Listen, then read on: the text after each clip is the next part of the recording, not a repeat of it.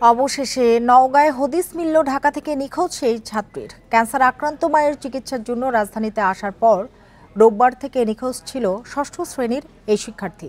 পরে থানায় জিডি করে পরিবার। এদিকে পুলিশ বলছে নিজের ইচ্ছাই ঘর ছাড়ে মেয়েটি। পরে নওগাঁয় বন্ধুর বাসায় অবস্থান করে। এই ঘটনায় বন্ধু মমিন হোসেনকে আটক করা হয়েছে। এ নিয়ে আলোচনা করতে রাজধানীর ধানমন্ডি থেকে আমাদের সাথে যোগ দিয়েছেন প্রযুক্তি বিশেষজ্ঞ সুমন আহমেদ সাবির। জনাব সুমন আহমেদ সাবির, আপনাকে স্বাগত জানাচ্ছি ইন্ডিপেন্ডেন্ট টেলিভিশনে। যেটি শুরুতে আপনার কাছে জানতে চাই, মেয়ে শিশুটির ছবি আমরা দেখলাম যে সামাজিক যোগাযোগ মাধ্যমে ছড়িয়ে বিষোদ্গার করা হচ্ছে। এটা আসলে কি ধরনের অপরাধের পর্যায়ে পড়ে, আর আইনি ব্যবস্থা নেওয়ার সুযোগ রয়েছে কিনা? আসলে আমাদের দেশে একটা অদ্ভুত সংস্কৃতি হয়েছে যে কিছু মানুষ তার সোশ্যাল মিডিয়া রিচ বাড়ানোর জন্যে যে কোনো সংবাদ যেটা একটু মানুষের কৌতূহল উদ্দীপক সেগুলোকে ফলাও করে প্রচার করে তাদের নিজেদের রিচ বাড়ানোর চেষ্টা করেন। আর আরেকটা বোধ হয় আমাদের মানসিক ব্যাধি এক ধরনের, যে কাউকে একটু হেয় প্রতিপন্ন করার চেষ্টা করা বা বুলিং করার সুযোগ পেলে আমরা ছাড়ি না। এই দুটো মিলিয়েই বোধ হয় এই ঘটনাগুলো ঘটে। আর আপনি যেটা বললেন যে এখানে আইন কোনো সুযোগ আছে কিনা, নিঃসন্দেহে আইনের সহায়তার সুযোগ নেওয়া আছে। এবং কেউ যদি বোধ করে যে তাকে বুলিং করা হচ্ছে, তাকে ভিক্টিমাইজ করা হচ্ছে বা তাকে হেয় প্রতিপন্ন করা হচ্ছে, এবং সে মানসিকভাবে যদি সে এতে আঘাতপ্রাপ্ত অনুভব করে, তার আইনের আওতায় মানে আইনের তার অধিকার প্রয়োগ সুযোগ আছে। এবং তার জন্যে আমাদের দেশেও ব্যবস্থা আছে। আমাদের দেশের আইন শৃঙ্খলা বাহিনীর কিন্তু সাইবার বুলিংয়ের জন্য স্পেশাল টিম আছে, সাইবার সিকিউরিটির জন্য কাজ করেন তারা। তো তাদের কাছে যদি অভিযোগ করা যায় তাহলে কিন্তু আইনগতভাবে এর প্রতিকার পাওয়া সম্ভব, তাতে কোনো সন্দেহ নেই। জি, সিসিটিভি ফুটেজ ছড়িয়ে দেওয়া, শিশুটির ভিডিও প্রকাশ, অনেকেই কি দায়িত্বহীনতার পরিচয় দিচ্ছেন কি?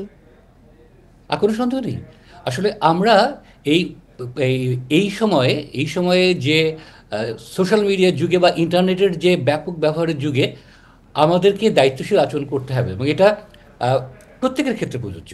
আমরা কোনো কিছু পোস্ট করার আগে দুবার চিন্তা করা উচিত আমরা কি পোস্ট করছি, এটা কাউকে আহ, কোনো কোনো রকমভাবে ক্ষতিগ্রস্ত করতে পারি কিনা, সেটা আর্থিক হোক, সামাজিক হোক, মানসিক হোক, আমরা করতে পারি না সেটা। এই যে দায়িত্ববোধের জায়গাটা আসলে আমাদের দেশে কারোর মধ্যে তৈরি হয়নি। এবং আরেকটা যে জায়গা, যে স্পেশালি দেখা যায় যে এক্ষেত্রে শিশুরা বা কিশোররা, স্পেশালি কিশোরীরা সবচেয়ে বেশি এর ভিক্টিমাইজড হয়। এবং তাদেরও একটা সচেতনতা এবং শিক্ষার জায়গা আসলে ভীষণ গুরুত্বপূর্ণ, যে আমরা কি পোস্ট করব কি পোস্ট করব না। আর আরেকটা হচ্ছে ব্যক্তিগত নিরাপত্তার যে জায়গাগুলো, যে আমার যে ডিভাইসের সেটিংসগুলো কীভাবে সিকিউর করে রাখলে আমার তথ্যগুলো নিরাপদ থাকবে, বা আমার ছবি, ভিডিও বা হোয়াট এভার ইট ইজ আমার মোবাইলে আছে কিনা বা আমার কম্পিউটার ডিভাইস আছে কিনা, সেগুলো নিরাপদ রাখার জন্য যে জায়গাগুলো, এই জায়গায় আসলে প্রত্যেক সক্ষমতা তৈরি দরকার। এই ক্ষেত্রে আসলে আমাদের শিক্ষা কারিকুলামের ভিতরে আমরা বারবার বলি যে এই জিনিসগুলো আসলে অন্তর্ভুক্ত করা ভীষণ জরুরি। এবং তাহলে যেটা হবে যে এরা অন্তত পরবর্তী প্রজন্ম নিজেদেরকে রক্ষা করতে পারবে। আর একটা হচ্ছে আমাদের অভিভাবকদের জন্য বোধহয় এক ধরনের জানা দরকার যে প্যারেন্টিংয়ের ক্ষেত্রে আমরা আসলে কীভাবে দায়িত্ব পালন করবো, আমাদের ছেলে মেয়েদেরকে কীভাবে এই ঘটনাগুলো, একটা হচ্ছে যে কীভাবে নিজেদেরকে রক্ষা করতে পারি, আর একটা হচ্ছে এরকম ঘটনা যদি ঘটে যায় তখন আসলে আমরা কীভাবে এটাকে মোকাবেলা করব। সেটা একটা হচ্ছে আইনগত জায়গা, আর হচ্ছে মানসিকভাবে, সামাজিকভাবে আমরা এটা কীভাবে মোকাবেলা করব, সেই জায়গাটাতেও আসলে একটা শিক্ষার একটা ভীষণ জায়গা আছে, যেটা আমাদের দেশে আসলে এখন পর্যন্ত প্রায় মিসিং বলা চলে। জি, হতাশা কাটাতে মেয়েটি ও ওই পরিবারের পাশে দাঁড়ানোর সুযোগ আছে কি? অবশ্যই সুযোগ আছে। এবং এই জায়গাতে আসলে আত্মীয় স্বজন, বন্ধু বান্ধবদের দায়িত্ব সবচেয়ে বেশি, তাকে এই ব্যাপারে মানসিক সাহায্য প্রদানের জন্য। আরেকটা জায়গায় আমাদের জানা উচিত যে আসলে কিভাবে আমরা এই সময় এই ট্রমাটাকে কাটিয়ে উঠতে পারি।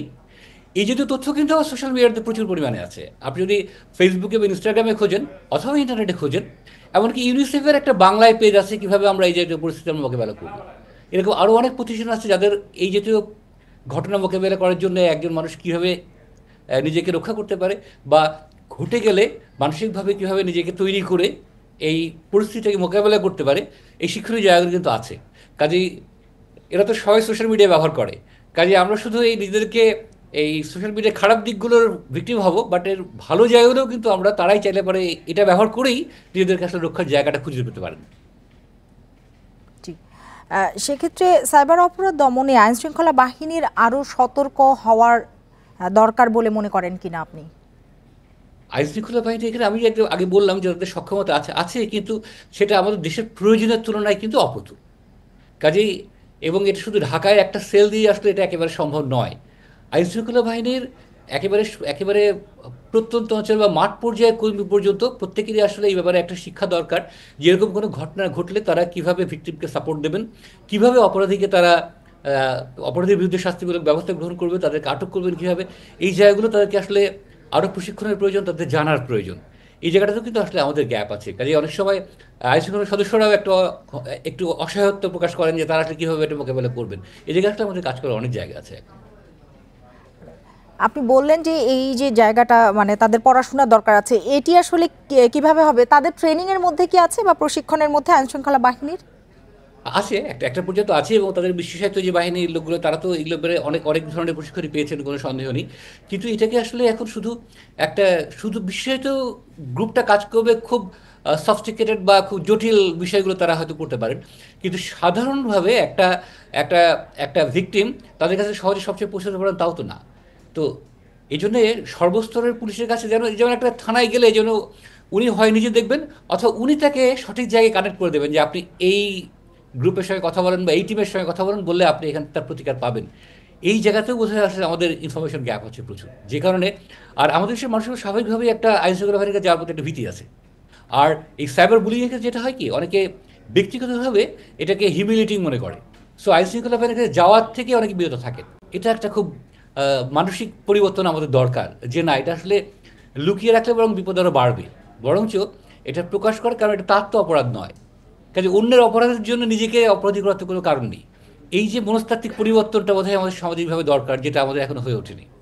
জি, বুঝতে পেরেছি। আপনাকে অনেক ধন্যবাদ জনাব সুমন আহমেদ সাবির, আমাদের সাথে যোগ দেবার জন্য, আমাদের সময় দেবার জন্য।